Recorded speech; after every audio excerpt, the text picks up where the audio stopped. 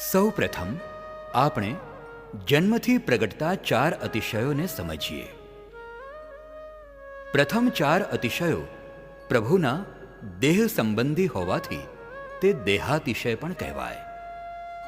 જન્મથી નિર્વાણ સુધી આ અતિશયો પ્રભુની સાથે રહેતા હોય છે.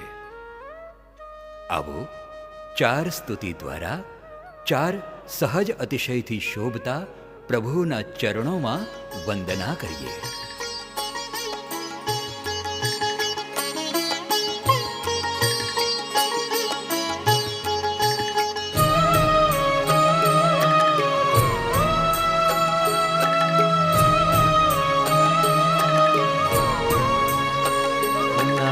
રોગના પ્રસ્વેદના મલ કોઈ તુજ તનને નડે. તુજ રૂપની આ જગતમાં કોઈ જ ઉપમાના જડે. સૌંદર્ય મઘ મઘ તું તને આ જન્મથી પ્રભુ સાંપડે. અરિહંત અતિશયવંત તુજને ભાવથી કરું વંદના. અરિહંત અતિશયવંત તુજને ભાવથી કરું વંદના.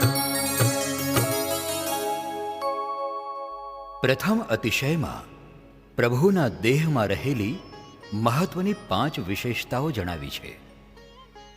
પ્રભુનું રૂપ અદ્ભુત હોય છે. રાજા મહારાજા, બળદેવ, વાસુદેવ, ચક્રવર્તી, દેવતાઓ અને ગણધર ભગવંતો કરતાં પણ પ્રભુનું રૂપ અનંત ગણું હોય છે. એમના રૂપની તોલે આવે એવું આ જગતમાં કોઈનું રૂપ નથી હોતું. પ્રભુના શરીરના પ્રત્યેક અંગો સુગંધથી મગમગતા હોય છે. પ્રભુની કાયામાં તો શું, એમના નખમાં પણ રોગનું નામો નિશાન હોતું નથી. પ્રતિકૂળ મોસમમાં પણ પ્રભુના શરીરમાં પરસેવો થતો નથી. ઉગ્ર પ્રવાસ કરે કે ઉગ્ર વિહાર કરે તો પણ પ્રભુના શરીરને લેશ માત્ર પણ મેલ સ્પર્શી શકતો નથી.